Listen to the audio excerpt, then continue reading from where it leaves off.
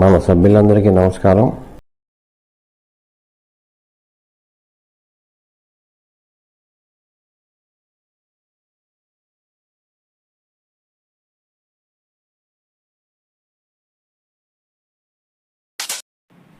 Hi friends, this is ఆదే వర్మ. దేశవ్యాప్తంగా EPS 95 pensions అందరూ కేంద్ర ప్రభుత్వం మరియు ఈపీఎఫ్ఓ వారు కలిసి ఈ నవంబర్ నెల 23వ తేదీన జరగబో సిబిటి మెంబర్ల మీటింగ్లో ఏ నిర్ణయాలు తీసుకోబోతున్నారన్న ఊహాగానాలతో టెన్షన్లో ఉన్నారు.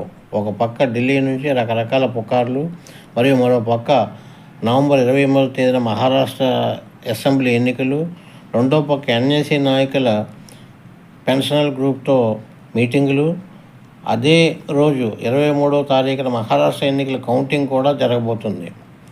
ఈ మినిమం పెన్షన్ పెంపుదల విషయంలో కేంద్రం ఏం చేయబోతుందన్న టెన్షన్లో అందరూ ఉన్నారు. ప్రస్తుతానికి ఢిల్లీ నుంచి వస్తున్న వార్తల ప్రకారం గత పార్లమెంట్ సమావేశాల్లో బడ్జెట్లో ప్రవేశపెట్టిన ఈపీఎస్ 95 అంశాలపైన మాత్రమే జరగబో సిబిటి మీటింగ్లో నిర్ణయాలు తీసుకోవచ్చునని వార్తాపత్రికల ద్వారా ఈపీఎఫ్ఓ రిలీజ్ చేసిన సర్క్యులర్ ద్వారా విస్తృత ప్రచారం జరుగుతున్నది.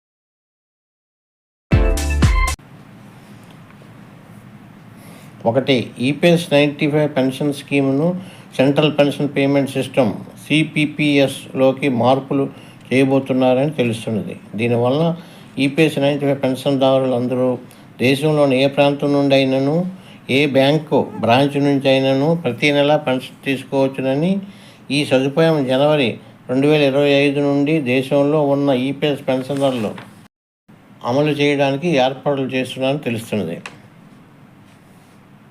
2, ఈపీఎస్ 95 పెన్షన్ స్కీములో గత అక్టోబర్ 2014 సంవత్సరంలో అప్పటి శాలరీ సీలింగ్ను 6,500 రూపాయల నుండి 15,000 రూపాయలకు పెంచారు.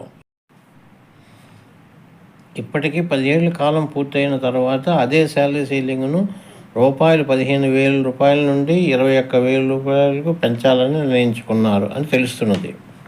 ఇలా నిర్ణయించడం వల్ల ఉద్యోగులు వారి నెల జీతాలపై పెన్షన్ కోసం ఎక్కువ చందాలు చెల్లింపు చేసుకొని రిటైర్ అయిన తర్వాత ఎక్కువ పెన్షన్ పొందడానికి అవకాశం ఏర్పడుతుంది. ప్రస్తుతం సీలింగ్ శాలరీ 15,000 రూపాయల మీద పెన్షన్ కోసం నెల 1,250 రూపాయలు చెల్లిస్తున్నారు. ఇప్పుడు సరికొత్త శాలరీ సీలింగ్ 21,000 మీద పెన్షన్ కోసం నెలకి 1,749 రూపాయలు చెల్లించవలసి ఉంటుంది. ఇది ఉద్యోగులకు నెలవారీ జీతం 21,000 రూపాయలు ఆ పైన ఉన్నవారికి మాత్రమే ఈ శాలరీ సీలింగ్ వర్తిస్తుంది. ఉద్యోగులు ఎవరైతే 21,000 ఆ పైన కూడా ఎక్కువ జీతం పొందుతున్నారో వారికి కేవలం 21,000 వరకే శాలరీ వరకే పరిమితం. ఈపీఎస్ పెన్షన్ కోసం నెలవారీ చందా 1,749 మాత్రమే తీసుకుంటారు. ఉద్యోగులకు ఎవరైతే 21,000 ఆ పైన జీతానికి మాత్రం ఈ పెన్షన్ రికవరీ వర్తించదు తెలుస్తున్నది. 3, EPS pension fund audit accounts statements 2022-23 approval మరియు EPF annual report for the year 2023-24కు అప్రూవల్ తీసుకుంటారని తెలుస్తున్నది. 4, దేశవ్యాప్తంగా ఈపీఎస్ 95 పెన్షన్స్ అందరూ గత 8 ఏళ్ల నుండి పోరాడుతున్న అసలు ముఖ్యమైన ఈపీఎస్ 95 మినిమం పెన్షన్ పెంపుదల విషయం ఈ నవంబర్ 23వ తేదీన జరగబో సిబిటి మెంబర్ల మీటింగులో ఎజెండా పాయింట్లో ఉందా లేదా అన్న విషయం పూర్తిగా క్లారిటీ లేదు. ప్రస్తుతం ఈ మినిమం పెన్షన్ 1000 రూపాయల నుండి 3000 రూపాయలకు కానీ, లేదా 5000 రూపాయలకు కానీ, లేదా 7000 రూపాయలకు కానీ పెంచుతున్నారా, లేదా ఇంటీరియం రిలీఫ్గా ఏమైనా ఇవ్వబోతున్నారా అన్న విషయాలు కేంద్ర ప్రభుత్వం మరియు ఈపీఎఫ్ఓ వారు ఈ విషయంపై కావాలనే పూర్తిగా గోప్యంగా ఉంచుతున్నారు. ఎన్ఏసీ నాయకత్వాన్ని కూడా ఇప్పటివరకు ఏ విధమైన సమాచారం ఇవ్వలేదు.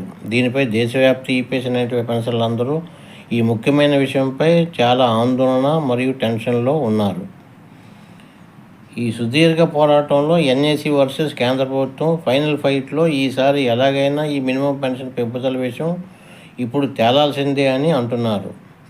కేంద్రం మరియు ఈపీఎఫ్ఓ వారు 23వ తేదీన జరగబో సివిటి మీటింగ్లో తేలుస్తుందా లేదా ఎప్పటిలాగే నాన్స్తుందా అన్నది తేలబోతుంది. ఒకవేళ మినిమం పెన్షన్ పెంపుదల నిర్ణయం అన్నది లేకపోతే ఎన్ఏసీ ఆల్ ఇండియా ఈపీఎస్ 95 పెన్షనర్లు ఈ సుదీర్ఘ పోరాటాన్ని కొనసాగించవలసి ఉంటుంది.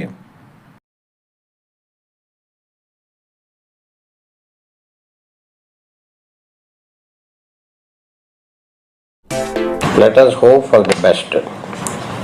మరి యొక్క కొత్త సమాచార వీడియోతో మీ ముందుకు వస్తాను.